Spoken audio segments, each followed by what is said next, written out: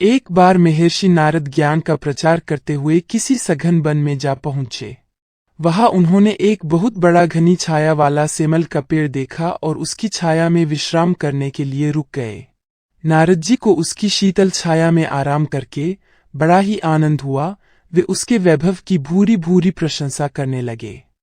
उन्होंने पेड़ से पूछा कि हे वृक्षराज, तुम्हारा इतना बड़ा वैभव किस प्रकार स्थिर रहता है? पवन तुम्हें गिराती क्यों नहीं?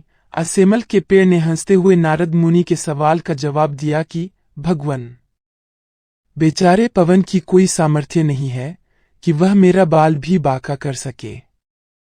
वह मुझे किसी भी प्रकार गिरा नहीं सकता।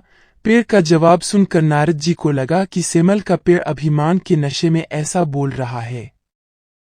उन्हें यह उचित नहीं लगा और झुंझलाते हुए सुरलोक को चले गए। सुरपुर में जाकर नारद जी ने पवन से कहा, धरती पर एक सेमल का पेड़ अभिमान पूर्वक दर्प वचन बोलता हुआ आपकी निंदा करता है, सो अब उसका अभिमान दूर करना चाहिए। पवन को अपनी निंदा करने वाले पेड़ पर बहुत क्रोध आया और वह उस पेड़ को उखाड़ फेंकने के लिए बड़े प्रबल प्रवाह के साथ आंधी तूफान की तरह चल दिए। सेमल का पेड़ बड़ा तपस्वी, परोपकारी और ज्ञानी था। उसे भावी संकट की सूचना मिल गई। उसने अपने बचने का उपाय तुरंत ही कर भी लिया। उसने अपने सारे पत्ते झाड़ डाले और ठूंठ की तरह खड़ा हो गया। पवन आया, उसने बहुत प्रयत्न किया पर ठूंठ का कुछ भी न बिगाड़ सका। आखिरकार उसे निराश होकर ही लौट जाना पड़ा। कुछ दिन पश्चात नारद जी उस पेड़ का परिणाम देखने के लिए उसी वन में फिर पहुंचे, पर वहां उन्होंने देखा कि पेड़ तो ज्यों का त्यों हरा भरा खड़ा है। नारद जी को इस पर बड़ा आश्चर्य हुआ।